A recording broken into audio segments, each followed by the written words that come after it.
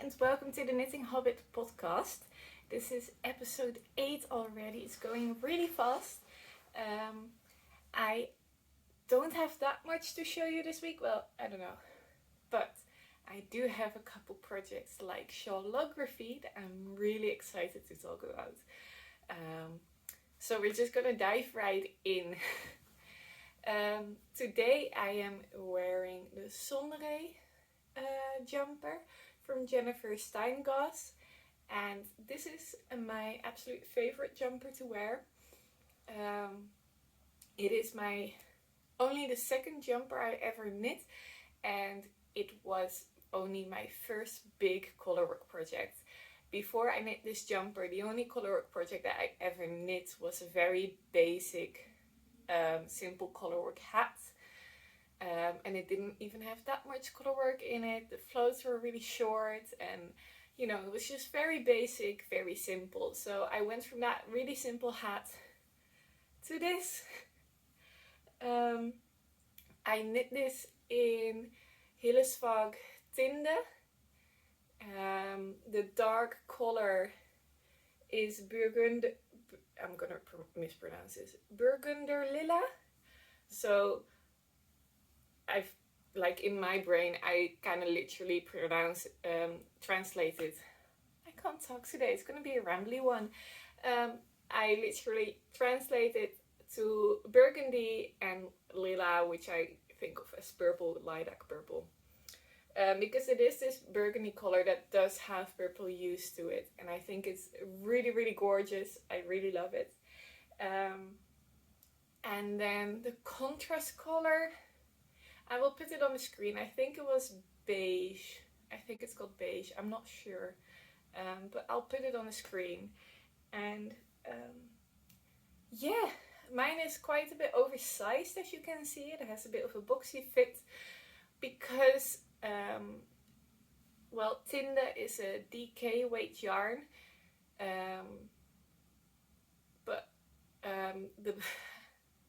It's a weird day. My brain is a bit weird today. The pattern is sport weight and the yarn is DK weight. And as I said, this was only the second jumper I ever knitted. So I didn't do a gauge swatch. I just went for it. And this is how it turned out. At least it's too big and not too small. I love a big jumper and it's not huge. It's just more boxy and oversized than the pattern intended. Do I have anything to say? The changes I made was I did follow the pattern completely, but after I washed it, the Tinde yarn, it bloomed so much and it grew so much that the neckline got really, really wide. So it was about as wide as where like these stripes stop, and that's just not really for me. I like a nice warm. Like this is perfect. It's not too high, it's not too wide. So for a while I had an extra strand of yarn going through the neckline to kind of pull it together. But that came loose at some point and I thought I need a better solution than this. So I picked up the stitches again and I just made sure it was tighter than it was before, a bit less stitches, and I just did some ribbing. This is some just 1x1 twisted rib, and actually the original collar is still inside because it's a top-down sweater and I couldn't figure out how to properly unravel this without, I didn't want to risk anything going wrong at the colorwork. So I just left the collar, the original one, inside and I knit this over it, and you don't really see it at some points because it's quite a lot tighter, of course. Now it does pucker a bit, so the fit is far from perfect, but I don't really mind it. I think it's really comfy and cozy, so I really enjoy this. The sleeves are for me a perfect length. Like if I've got my elbow up then it hits right below my hand. If I just have my hands down, it goes at about here. So it's, in my mind, that is perfect because it will keep your hands warm a bit as well. but you can still, like, it's never in the way. So that's really nice. And I also really enjoy doing color work at the sleeve hems and then just have a little rolled cuff. I really enjoy that. So yeah, any details about the exact yarn that I used and stuff like that is up on Ravelry, so you can have a look over there. Then let's get into finished objects. Well, finished objects, I only have one, and I shared it with you last week. It's the Endelaus cowl by Skeindeer knits. And this is how it turned out. I am really in love with it. I think it's a gorgeous cowl. It's simple, but really nice.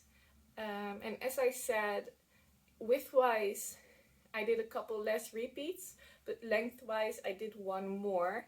And I got to take my glasses off to put it over my head. But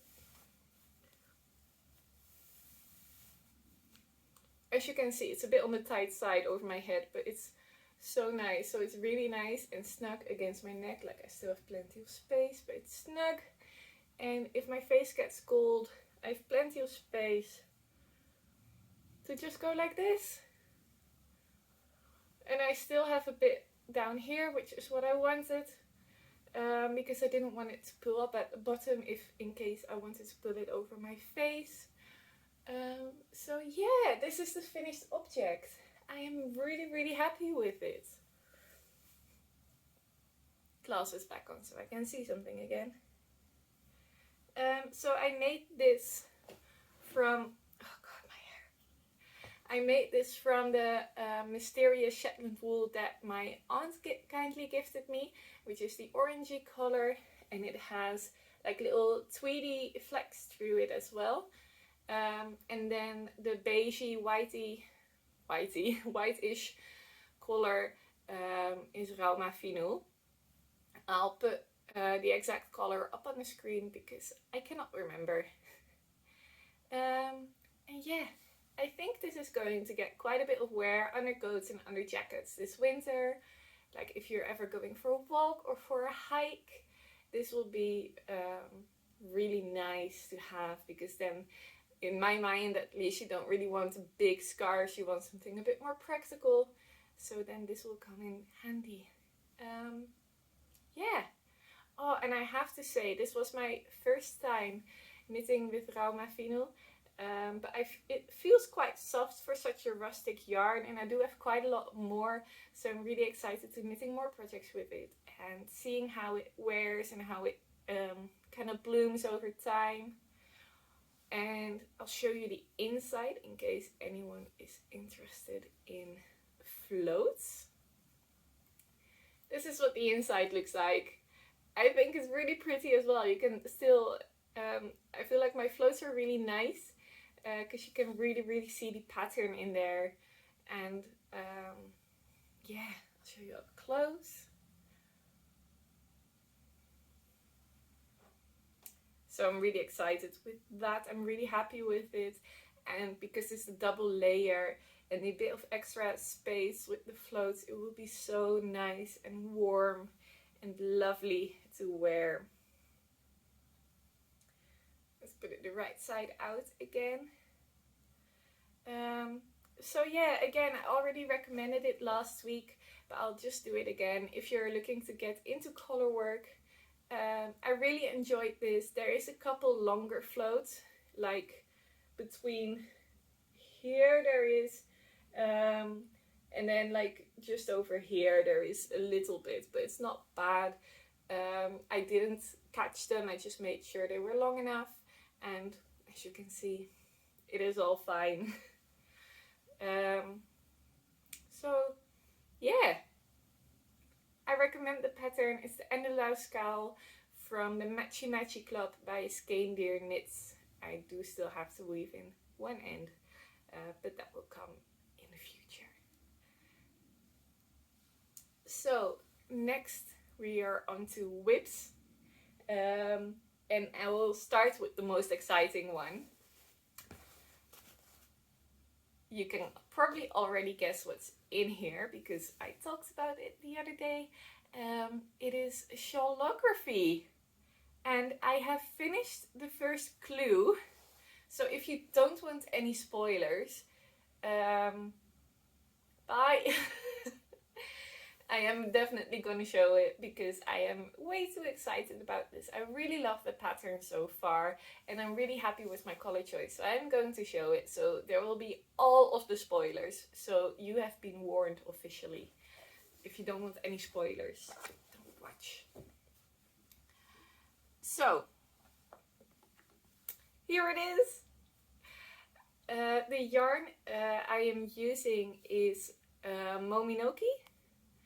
And it is so soft, it feels so nice. I am really happy with the kit that I chose. I do have to say I already made one color adjustment.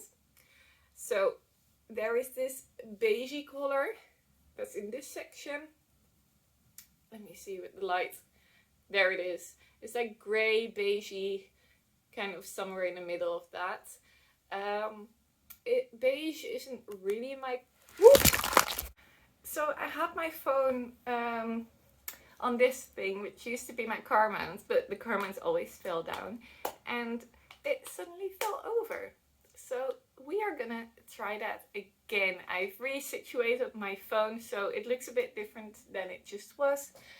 But we just gotta run with it. So what I was saying is that the beigey color over here, I already swapped it out in section 3 for another color because I found it a bit boring, to be honest. It does look nice with the other colors. I'll show you the back so you can see them a bit better. So it does really look nice with the other colors because it's these two. Between the purple and the reddish one. But I just found it a bit plain compared to the others as well. And because I already have like the charcoal color as a neutral, I didn't feel the need to have another super neutral color. So I went and had a look in my stash. And what I found was this one. So as you can see, this is also a neutral color. This is a white, but it has charcoal and purpley speckles. Let's see if that wants to focus. But you can see the colors. It's not really focused, but you can see the colors in there. And it actually goes perfect. The speckles actually go so well with this dark purpley burgundy color as well. So I have 2 little cakes of this and it is in total just a bit over 100 grams. So that will be fine to use for the rest of the shawl. So that is my new color. I can't remember. I think color D? My new color D. So, and then there is one more change that I made that I will know Friday if I am going to regret or not. Because the loops, they're supposed to be big loops as the last section of this clue, section 4. And as you can see, I made them tiny. I wasn't a big fan of the big loops. So I just decided to just about halve them in size. So they look more like bubbles, which I do really love. I love bubbles. So that's what I did. And then when I was about halfway through, I realized that he might use the really long loops for it somehow, like increasing or doing something with those big loops, because section 4 is only like 1 row, so you only knit the right side, you don't knit the wrong side. So then I suddenly thought, well, what the hell are we going to do on the wrong side then? Because it's not just going to be like purling back. Because otherwise, if it was that, I feel like he would have put it in this part of the clue, like in the first clue. So now I'm kind of scared. I might see if I can get a darning needle and go through and just put an afterthought lifeline in. So that if I need to rip back, I can easily do that. I will have to knit section 4 if it's the case, if we need to do anything with the big loops. So I'm really hoping we don't, because that's going to be quite a bit of a hassle before I can get started on a new clue. But as it is right now, and if we don't need to use the big loops for anything, I love this look. I really do love it. I was very confused doing the first part, as I always am. For some reason, if a shawl starts in the middle like this, I am always confused at the beginning. There is just, I've done it before, it always goes fine, but I never really understand what I'm doing. So I just follow the pattern to the best of my knowledge, and it generally turns out fine. So that's what happened here as well. And then you have to cast on all these I-cord stitches at the edge, and then I was even more confused, and I had to check the video to see if it was making sense what I had to do. But it was, and then I really, really loved this section, which is section 2. So if you pull it apart, all these colors come to surface. And doesn't that just look really cool? Like they're like hidden behind the very dark color. I really, really dig the look. And the back looks really good as well, because there you can really see all of those colors framed by the black or the charcoal. And I had so much fun knitting that. It flew off my needles.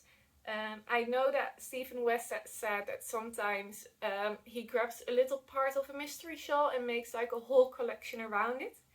If he does that with this, I'm not going to be upset, because I really enjoyed knitting it, so I might just have a go at that if he does it. So yeah, and it's super squishy. It feels like it will be so nice and warm around your neck. So I'm really excited. And then we had to do the Slippy V's, which I have seen the Slippy V shawl and I really enjoyed the look of it, but I didn't want to do an entire shawl with just that technique. So I'm really happy he included the technique in here. It was also a lot of fun to knit. So here you can see in the middle row I used the new color D. You can see a bit of the speckles over here in this bit. And then I did the small loops. I am just, in short, I am really excited for this. I cannot wait until Friday. And it just so happens that next week here in the Netherlands, it's like a holiday week. We have fall holiday, which is just a week where there's no school. So, which means now that I'm back to working in schools, that I have a holiday as well, so no school for me either. So I'm going to have all the time to knit the new clue, and which also means that Friday, because it's the last day before the holiday, it's only half a day. So I'll be done at around noon, which is perfect because the pattern releases at noon. So I'll be able to start Friday afternoon instead of in the evening. So that is Shawlography. I'll quickly talk through my colors again to show you if you didn't watch the other episode. So my color A is this one. It does look a bit brighter on the screen and in real life. It's quite a dark, there you go, maybe, I don't know. It's like a dark burgundy one. Next to this maybe? No, it still looks really bright. It's not that bright. But I really love it. And then as color B is the contrast one. They're not that stuck in my brain yet. So that is the charcoal black one. And then color C is this baby pink that I adore. So then color D are these little speckly ones that I love. Oh, by the way, this one, because it's not Mominoki, because it wasn't in a kit, this is Atelier Sopra in White Orchid.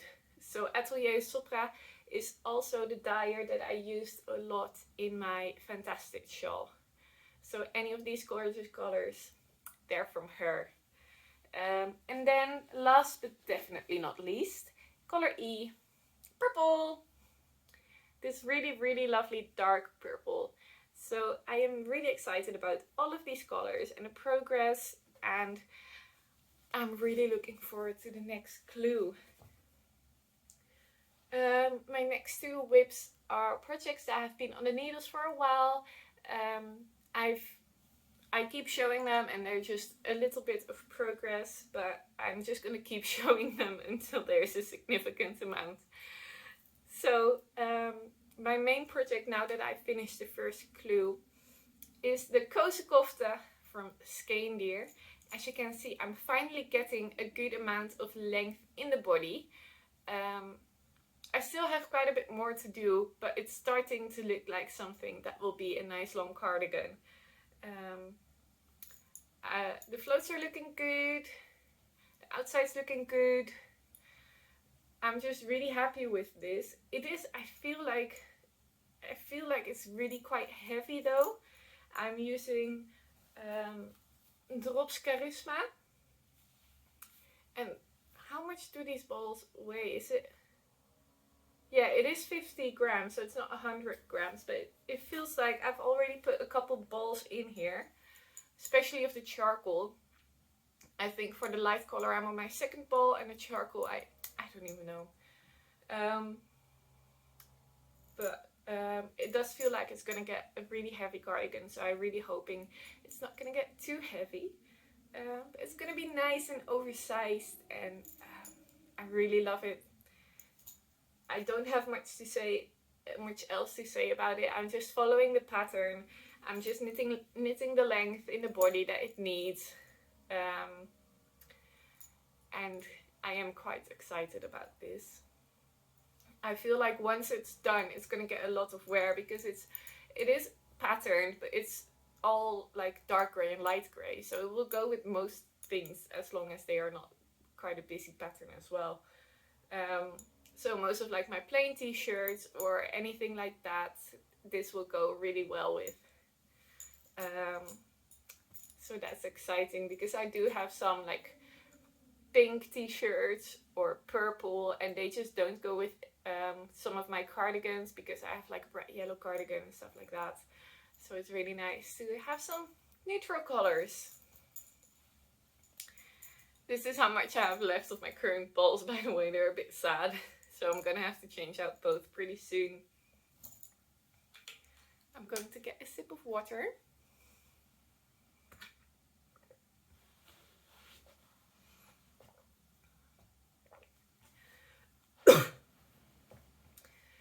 Then my last project is in my lovely berries and bubbles bag, and it is the socks that I've been working on for a little while.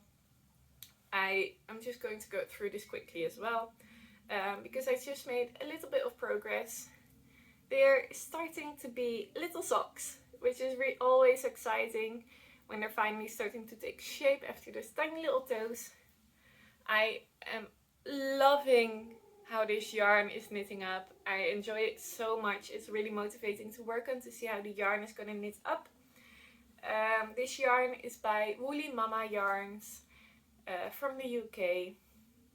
I don't think she sells this colorway anymore, but any details are on Ravelry, or probably put it on screen. And I am using my own sock recipe, which I have some, they're not detailed. You kind of need to use your own thoughts. But I do have it up on Ravelry in notes of one of my sock projects, so I will link that down below over here as well. For reference, my shoe size is about a 37.5. because they're just notes on my project and not an actual pattern. There's just my size. So that is that. Then I do not have any acquisitions to share, but I do want to say that this weekend I am going to visit my very first knitting event, which is super exciting. I've been knitting for a couple years by now, but I only seriously took it up last winter during the lockdown. That is when I really started knitting jumpers and, shawls and stuff like that. Before I was just ever knitting socks. So I have never before been to a knitting event. And I'm really excited to go. I'm going to Breidagen, which is in Zwolle. So if you're going as well, leave a comment down below. I'm going with my mum, because my mum has recently started to pick up knitting again. She hadn't done it since before me and my brother were born. So I had never seen her knit in my life, but a couple months ago she picked it up again, and she's starting to get more and more excited about it. So she's gonna go with me, and yeah, I'm really excited. I'll just let it all come over me, and yeah, I'll be buying some yarn, but not much. Last night I met up with my grandparents and my granddad, kind of after I gave my grandma the shawl that she really wanted but didn't really ask for, my granddad gave this hint that he wants a hat, and he wants this in this dark red burgundy color. So I was like, okay, I got the hint. So I'm going to hunt down a really pretty dark red for him, because I do have some leftovers of this, but this is a scratchy yarn and I want to give him something soft, because I do not know how he can deal with scratchy wools. So yeah. I also wanted to share some future plans, because I use my front view camera so I can see what I'm showing you and what's in frame and what's not. But this yarn, something is sliding behind me. This yarn has just been eyeing me for a while. I shared this a couple episodes ago. Knit Crits sent this to me as part of a yarn swap. It's from Quince & Co. And I have the wool and honey plans for it, and I want to get my Kozakofte done, but I also really want to cast on this yarn for the wool and honey, so maybe I will have a new cast on next week. We shall see. That was it for this week. As I said, I do not have that much to show you, especially because some projects are repeating once. Only one proper new one, which is the Shawlography, but I had already talked about the yarn in detail before. So the yarn isn't new, just the actual shawl. But I was really excited about it, and I really wanted to share. And the Instagram post that I made about it blew up, absolutely blew up. At this moment, at the moment of filming, which is Monday just afternoon, it has over 500 likes, and I got a sudden surge of Instagram followers. So if you came over here from my Shawlography post, thank you so much. It is insane. I'm far into the 800 followers now, and last week I was in 700, so it has gone quickly insane. I'm nearing 900, and it's just so much. It's so many people. It's crazy to think of, and I'm getting so many messages, replies to my stories, and I'm chatting to people, and it's been so much fun. I read all of your comments. I do not always have the time or the brain power to respond to them, but I do always read them, and I'm really, really grateful for everything. So thank you so much, and thank you so much for watching. If you really liked it, please like and subscribe. And I will probably see you next week with a new Shawlography update. Bye bye!